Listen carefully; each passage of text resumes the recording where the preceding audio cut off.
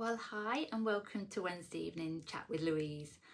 And this evening, I wanted to talk about living on your own because I think there are so many women these days that find themselves in this position either through choice, through the breakup of a relationship, or the death of a partner. And for some people, it can be really, really daunting. Now, I've lived on my own for crumbs, um, at least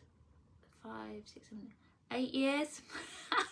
It's gone that quickly, and I've not been in a relationship for over 3 years. So, to begin with, I found it really, really hard. I think it was the fear of everything being my responsibility, that suddenly it didn't matter what happened, there wasn't anybody to turn to and just say to them, what do you think? It was that sitting there without a thought, it was all down to me. And especially as I was kind of in the middle of a build at the time, and it was what I would, and I don't mean this in a sexist way, but traditionally what we think of as men things, you know, things that their roles that they would do. And suddenly now I was having to check my tyres on my car because I was really rubbish at remembering to do that. Things to do with maintenance, if you like, as well. So it was a case of stopping that fear. So loneliness is another thing. I'm going to actually talk about that next week, I think, because that's another massive part of it. But the actual practicalities when you're first on your own, you may not be a list writer like I am, but that was my way of coping with it. It was write everything down, all the things that I was responsible for now. So to start with, I would look at all the bills. So don't have a mortgage anymore, thankfully, but all your utilities, your electric, your rates, your water rates, everything like that I would list. And knowing, because I'm self-employed, my wage can fluctuate quite dramatically, that I actually put everything onto monthly direct debit so I didn't forget. But I equally had a list of all those outgoings, and then putting the things like that as well, like having your hair cut, those little things where you would go and have a coffee, all those things to budget, I think are the most important thing that you can start with. First of all is getting everything changed over into your name, so it's solely yours, solely your responsibility. And then at least then if you've got to ring up about things, they will talk to you, because it's surprising how many companies won't talk to you if the bill's not in your name. So that's a really important thing to do. And then start to look at obviously what you earn, what your income is, and what your outgoings are. And sometimes it can be as drastic as looking and thinking, right, I am going to have to change my circumstances, I am going to have to move. Because this life is for living. It's not about worrying yourself to death, and it's not about working yourself to death either. So trying to find that balance where you can sustain a standard of living that you're happy with, but equally looking at something that can free up so you've got time.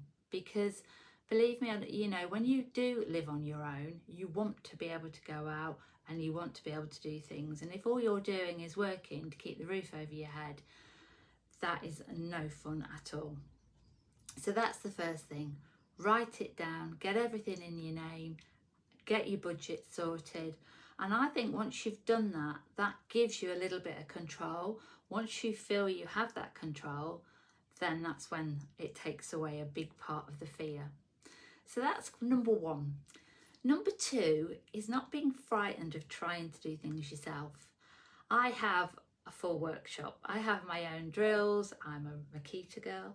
I love, I've got my own screwdriver, you name it. I have absolutely everything.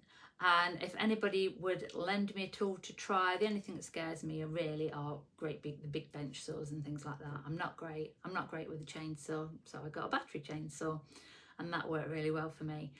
But I can drill a hole, and I can put a shelf up, and I can do quite a lot of things like that. And I think, again, take the fear out of it, go onto YouTube, find a lady that's posted a video, and if she hasn't, then that's what I need to do next, and to show you how simple a job can be. And once again, if you take the fear out of a situation, you can do a lot yourself. But then on the other hand, the other thing to do is to build up a network of people you can trust to come and do jobs for you. And often on local like marketplace or neighbours, or asking on village sites, you can, local community sites, you can ask for people that are trustworthy, that don't mind doing small jobs, because obviously a lot of the tradesmen, they want the bigger jobs. They're working on building sites and things like that, and they don't want to come and just do a small repair. So I found that was another thing. I've got a little directory of people that I trust, roofer, electrician, plumber, things like that, that I know I can call on if anything goes wrong. A handyman. So if you don't want to do it yourself, that's absolutely fine, but you've got somebody there that will come and do things for you. And even something as silly as changing a light bulb, you may never have had to do that before, and that's nothing to be ashamed of at all. We all have different roles within our relationships.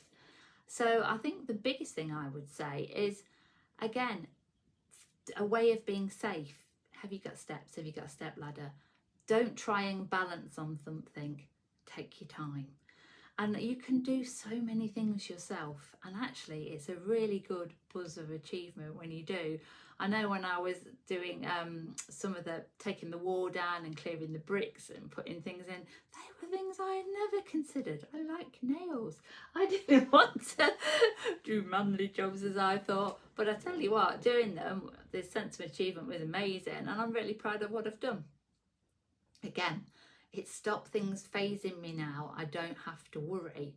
I can have a go at it. And the other thing to say to yourself is, what is the worst that could happen? Yes, knocking a wall down you could finish building off, but if you're going to change a light bulb, as long as your light's switched off, you're going to be fine. Then things like putting up, drilling a hole in a wall. If you think logically about where electric sockets are, where a sink is, where pipes will go, you should be pretty safe to go from there. And you can get testers that you hold on the wall that will tell you where electric runs or where water runs. But again, if you're not unsure, make that directory up of trusted people that you can rely on and you can ring at a moment's notice.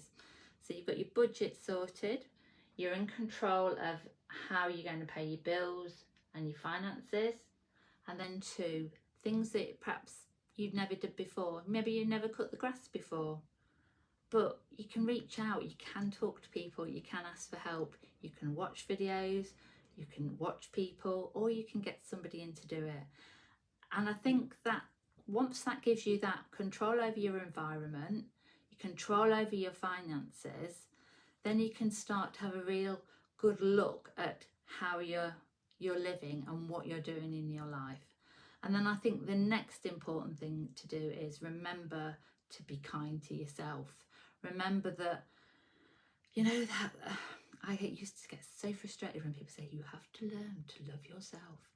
And I'd be going, what does that mean? But I have learnt what that means now. And that really means, like, on a day I'm tired, I sleep. On a day when people are asking for things off me and I just haven't got it in me, I say no. I say no kindly and I say no politely, but I do say no. Whereas before, I think we take on roles where we're the carers, the givers, the doers. We don't like, and we say yes to everything, and then you run yourself ragged. So self-care is huge, and that could be going and having your nails done, going and getting your hair done. Again, and if you can't afford to do those things, I do understand. I have been in that position. I do my own nails. I can't even cut my own hair when I need to. I used to colour it myself. We can be resilient. And yes, sometimes when you're heartbroken and frightened and scared, it can look like such a long way to go.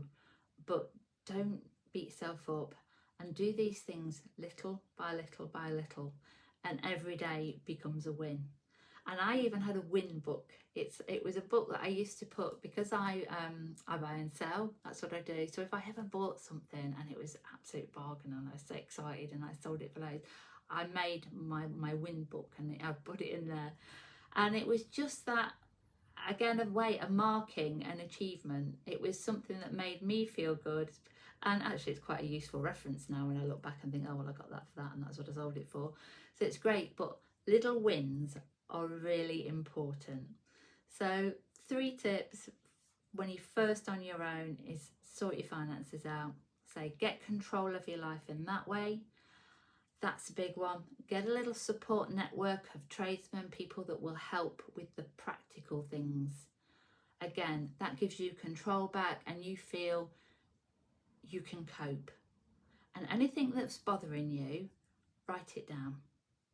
Go to sleep, look at it the next day and think, what would happen if I didn't do that? What's the worst that will happen if I don't do this? And then you can get a sort of a gauge on it as to what's important now, what you can deal with later, and what. And sometimes we don't feel we can reach out to family and friends. Sometimes we feel really silly because it's such a small thing like changing a light bulb or what.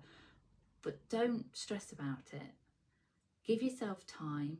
Admit that you're grieving or you're scared or any of those things. Look what you can, learn what you can online, learn what you can from other people, get support. But you will discover how amazing you can be.